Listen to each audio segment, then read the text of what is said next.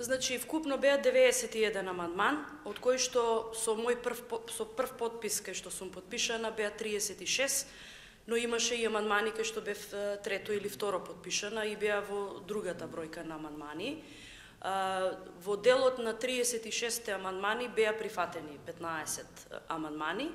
меѓутоа остана разликата за клучните столбови на реформата, а тоа е учеството на пратениците во Комисијата за селекција на вработени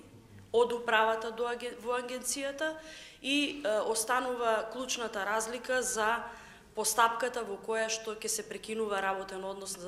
на безбедносно неподобни лица за работа во безбедносната служба, која што и сега е се безбедносен ризик. Разликата е помеѓу двата концепта, односно она што е усвоено како амандмани и она што е отфрлено како амандмани.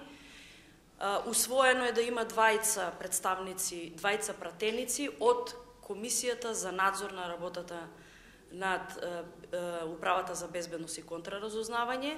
што би ги определувал председателот на Комисијата за надзор и би учествувале во работата на целосната работа на Комисијата за селекција. Ставот, односно моето барање беше отфрлено. Мојот став е дека пратениците немаат ниту законска, ниту уставна можност и надлежност да учествуваат во постапка за селекција и вработување во органи кои што имаме на обврска да ги надзираме, значи да им вршиме надзор.